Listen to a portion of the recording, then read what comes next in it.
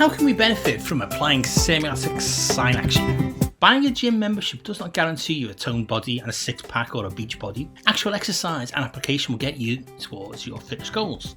Interpretation is cerebral muscle memory. Interpretation is culturally situated and requires a lived experience. If you do not know what your audience knows, how will you finally semiotically encode meaning? Discuss. Welcome to Season 3 of Semiosis 101, where we explain Charles Sanders Peirce's semiotic theory of semiosis, sign action, in designer-centric terms. If you've watched Semiosis 101 episodes before, then you'll already know I am Dave Wood. I use Semiosis 101 on YouTube, Patreon and Substack to provide a designer-centric translation of Peirce's semiosis. Why do you need Semiosis 101? Peirce's writing and terminology is very obtuse. On Semiosis 101, I translate Peirce's brilliant theory into language creators will understand and can follow. After all, we study design and illustration and not philosophy, so we need theory centered to creatives' needs. Yes, that is why you need Semiosis 101. Season 3's semiotic theme is semiotic encoding with a focus on how audiences make interpretations. What this season's theme means to you as visual communicators is that at long last, you will see what semiotic signs can be or will be. We will build your confidence to encode semiotic sign action into your own designs or illustrations during your own ideation phase to enhance visual communication. This week, we wrap up our dive into how people semiotically interpret. We have over this month examined Peirce's 3 states of the effect the encoded semiotic sign has on how it is interpreted. These states are the immediate, the dynamic, and the final effects on a semiotic sign's interpretation. In this episode, we will examine the final effect of interpretation. Hit subscribe to this YouTube channel and I will explain. Over the last 3 weeks, we have been exploring the effect of a semiotic sign on its interpretation. Peirce describes 3 states of effect that progressively leads the target audience from no perception to perception of possible meaning through forming an interpretation. This week, we end this discussion on the interpretation. Peirce calls these 3 states that have an effect on interpretation the immediate interpretant, the dynamic interpretant, and the final interpretant. The interpretant being Peirce's word for the effect of the semiotic sign on interpretation. For Semiosis 101 newbies out there, remember not to get intimidated by Peircean terminology. I did say Peirce's language was obtuse. Semiosis 101 is here to put Peirce into designer-centric terminology for you. Just keep your focus on the titles immediate, dynamic and final with the word effect instead of interpretant. Semiosis or sign action is predicated on an interrelationship of 3 things working to form meaning. Peirce calls this a determination flow between his words and the object, its representative, and its interpretant. Yeah, I know. As soon as those words are introduced, you hear them, but they are intelligible to any normal creative. You've switched off, hopefully only metaphorically. So let us on Semiosis 101 translate those terms into terms designers and illustrators will understand and appreciate more.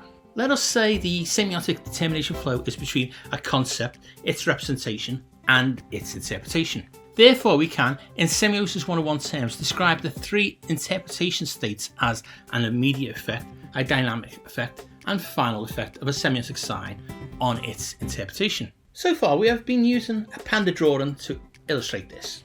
Last week, we had arrived at the dynamic effect state, where the interpreter can, I insert a caveat here, put the name panda to the pattern of black shapes and lines that are meaning-bearing. This pattern we have interpreted so far coalesces into the overall shape of a possible animal, immediate effect. And this animal is likely to be a mammal, fairly large and bear-shaped, dynamic effect. The black and white pattern makes the interpreter say panda. Now, as I said last week, you probably are not aware of this interpretation flow as it takes milliseconds of subconscious processing for most of you. Why did I caveat this interpretation just now? The interpretation of panda is dependent on the interpreter's socio-cultural lived experience. What? To interpret panda from the drawing, they needed to know about Pandas. If someone had never seen a panda, whether at the zoo, in the wild, on TV, in a photograph, or as a child with a cuddly panda toy, yes, I loved my panda bear as a child, how could they interpret the drawing as a panda? To the majority, the drawing is clearly a panda. But without that knowledge of pandas, the interpreter may only interpret the drawing as a bear. If they have no socio-cultural knowledge of bears, then the closest their interpretation may get is a mammal or an animal. It is the same drawing, but the effect of the visual language it uses has an effect on how it is understood by a target audience. The creator controls how it is mediated. The audience decides what they interpret from the mediation. The drawing is a mediation between the concept to be communicated, a panda, and how the creator decides to represent that concept of a panda through the visual language they choose.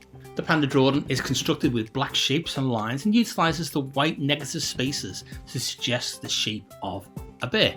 These black marks are semiotic iconic representations to resemble body parts. Once the audience interprets these random shapes as something, immediate effect, then the same iconic elements help point the interpreter to name what they see.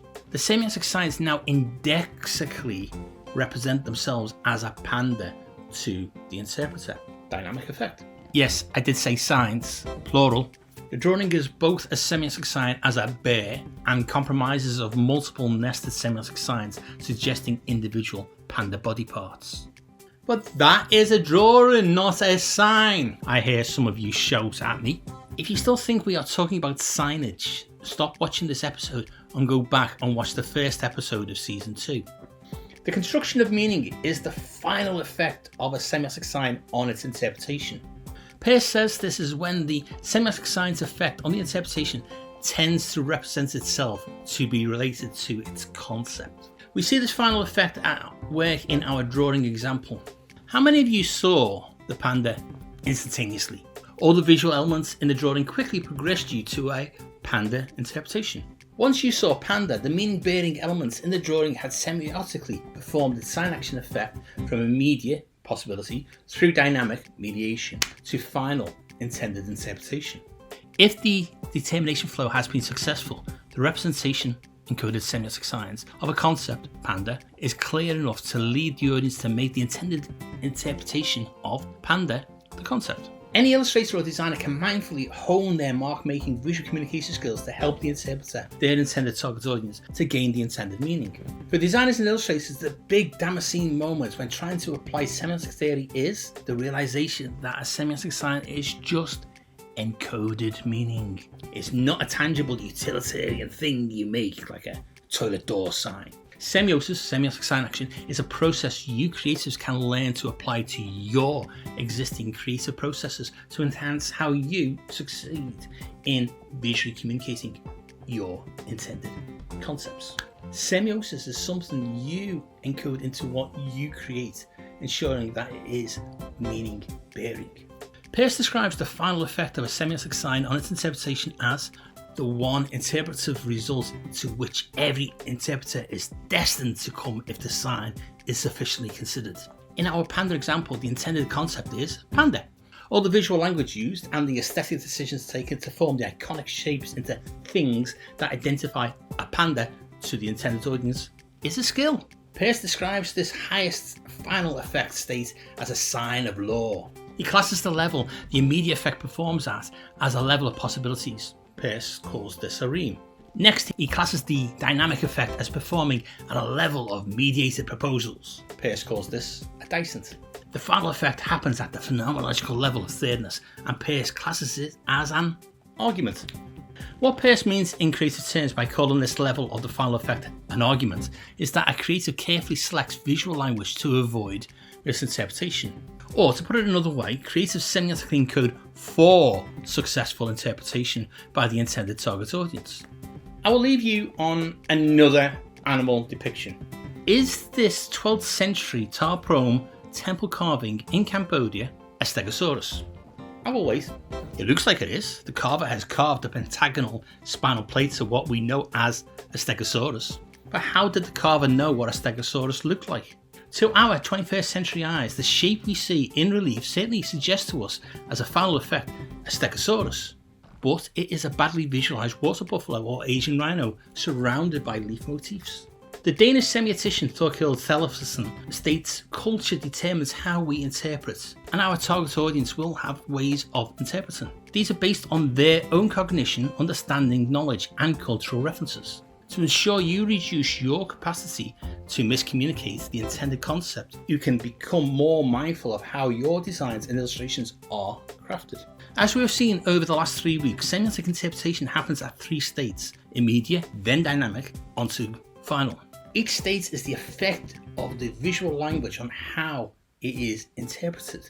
By semiotically controlling the aesthetic decisions from the iconic mark-making level up to the finished piece of visual communication, misinterpretation and miscommunication can be minimalized. Subscribe to Semiosis 101 and come back next week for more on encoding semiotic science into your designs and illustrations.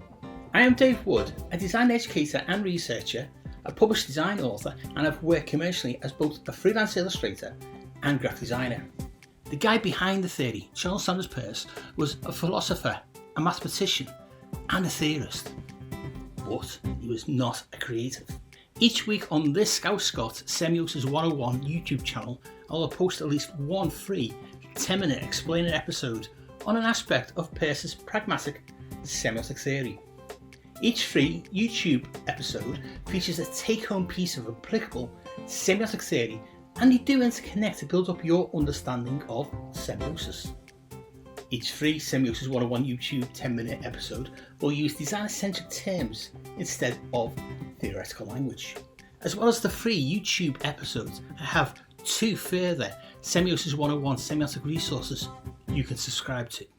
Semiosis 101 producer roles are now available on Patreon. If you take out a paid Patreon Semiosis 101 patronage, you will get access to all the future season episodes months before they get published on YouTube. As a Patreon Semiosis 101 patron, you will automatically become a Semiosis 101 producer and get a name credit on all future YouTube episodes. Depending on which of the 4 producer tiers you choose, you will also get access to behind the scenes insights, cool Semiosis 101 Patreon merchandise, and other goodies for Semiosis 101 to continue making semiotic episodes. As a Patreon Semiosis 101 producer, you will be financially supporting the sustainable future of Semiosis 101 to keep explaining Peirce's semiotic theory. To become a Patreon Semiosis 101 producer, the link is in the description. I have a written semiotic resource available on the Semiosis 101 Substack. Here I have semiotic support materials for both free and paid Substack subscribers. There are full annotated reading lists, episode transcripts, 5-minute semiotic reads, plus other goodies and exclusive Semiosis 101 Substack merchandise. The Substack link is in the description. As a fellow creative and a published design author, I also have a link in the description to my main Scout Scott website.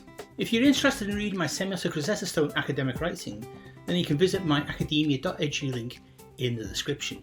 Any other books on Peircean semiotics or design I've mentioned in the episodes are also listed in the description. Check them out too.